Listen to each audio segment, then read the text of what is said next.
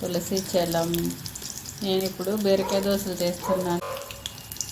చల్లారించుకోవాలండి. మిర్చి తీసేసాక 1 స్పూన్ జీలకర్ర వేసుకోవాలండి. జీలకర్ర వేగినాక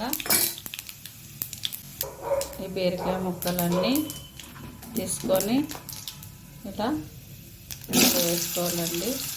వేసుకొని మొత్తం వేయించుకోవాలి.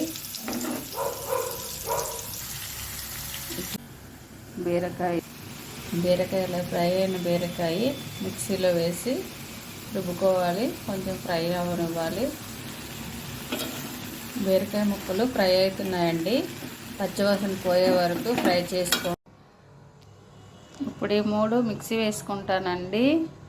చూడండి, మిక్సీ వేసుకున్నాక చూపిస్తాను.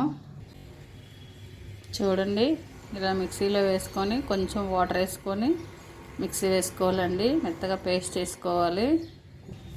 చూడండి, ఇలా మెత్తగా మిక్సీ వేసుకున్నాను, పేస్ట్ చేసుకున్నాను.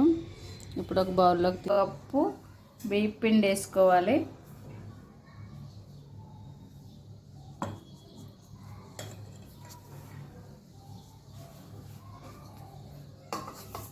వేసుకొని కొంచెం వాటర్ వేసి బాగా మిక్స్ చేసుకోవాలి. వేసుకోవాలండి. బీరకాయ దోశ పలుసగా రాదు. కాలిన తర్వాత చూపిస్తా. ఇది మళ్ళీ తిరిగేయాలండి. అటు ఇటు తిరిగేసి కలుసుకోవాలి. ఇవి కొంచెం బాగా స్మూత్గా ఉన్నాయి. ఇలా తిరిగేసుకొని కాల్చుకోవాలండి. ఈ సైడ్ కూడా కాలిన తర్వాత తీసుకుందాం. మళ్ళీ ఇంకోటి వేయడం కూడా చూపి.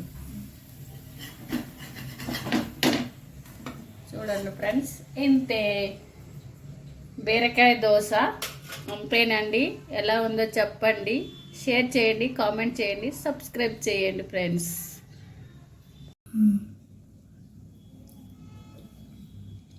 సూపర్ ఉందండి.